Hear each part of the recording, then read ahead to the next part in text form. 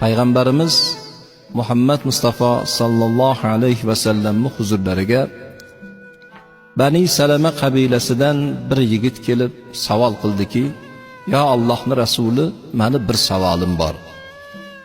Ha, bering. Otam, onam hayot yurgan davrlarida ko'p xizmatlarni ado qildim. Baqadri imkoniyat duolarini oldik. Allohning irodasi ekan mana dunyodan ko'z yumib o'tib ketishdi.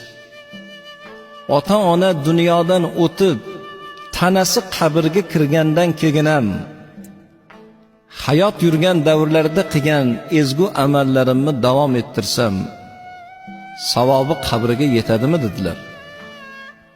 Shunda janob Rasululloh javob qildilarki: "Ota-ona dunyodan o'tgandan keyin yotgan joyi obod bo'lsin degan farzand holi hayotda 4 ta narsaga amal qilsin. Birinchisi, ota-onani haqqiga duo qilsin. Ya Rabbim, otamni, onamni rahmat qilgin. Xatolarini o'zing kechirgin, o'zing mag'firat qilgin. Yotgan joylarini obod qilgin" deb duo qilishlik. Ibodatlarimizda joy namozlarning ustida yig'lab ota-onani haqqiga duo qilishlik. Salomat yurgan bo'lsa sihatligini Allohdan so'rab duo qilishlik farzandni zimmasida turgan birinchi haq. Ikkinchisi, ota-ona hayot yurgan davrlarda farzandlariga qoldirgan bir shar'iy vasiyat bo'lsa, sunnatga muvofiq, islomga muvofiq bo'lgan shar'iy bir vasiyat bo'lsa, shu vasiyatni amalga oshirgan farzandni xulqidan qabrda yotgan ota-onaning ruhi shod bo'ladi. Uchinchisi, ota-ona hayot yurgan davrlarda orttirgan oshna og'ayni, ulfati hamdam, yor birodarlar bo'lgan, billa xizmatda bo'lgan, billa ibodatda bo'lgan, doimo ham nafas, ham fikr bo'lgan, otamizni ko'rgan, onamizni ko'rgan yor birodarlari bo'lgan, ota qadrdon, ona qadrdonlarni unutmagan, shularni duosini olgan farzandni xulqidan qabrda yotgan ota-onaning ruhi shod bo'lar ekan.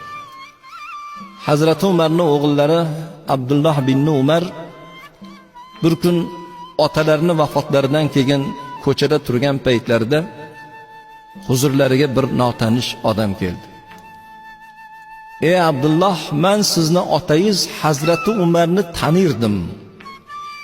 Otangiz bilan suhbatda bo'lgan edim" degan bir og'iz gap aytdilar. Shunda minib turgan markablaridan tushib, shu insonga hadiya qilib, ustilaridagi liboslarni yechib hadiya qilib, ko'zlarida yosh bilan bag'rlariga bosib, juda ham quyuq shu inson bilan ko'rishib xayrlashdilar. Atrofda turgan hamrohlari taajjub bilan: "Ey Abdulloh, ko'chadan bir notanish odam kelsa-yu, men otangni tanirdim degan bir og'iz so'zi uchun shuncha muruvvat qilasmi?" deb savol qilishdi.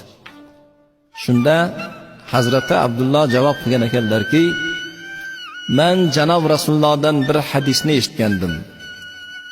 Ota-onani vafotidan keyin ota-onani bilgan, ko'rgan qadrdonlarni duosini olgan, ota qadrdon, ona qadrdonlarni qalbiga yo'l topa bilgan farzandni xulqidan qabrda yotgan ota-onaning ruhi shod bo'ladi" degan edilar. Shoyatki bugungi qilgan amalim tufayli qabrda yotgan otamning ruhi manfaat topsa deb javob qilgan ekanlar. To'rtinchisi, ota-ona hayot yurgan davrida qaror topgan qarindosh urug'chilikni uzmasdan, silay rahim qilgan, oqibat qilgan, bir-biri bilan chiroyli bir munosabatda bo'lgan qavmi qarindosh, yor birodarlar bilan yaxshi bir oqibatda bo'lgan farzandlarni xulqidan qabrda yotgan ota-onaning ruhi manfaatdor bo'lar ekan.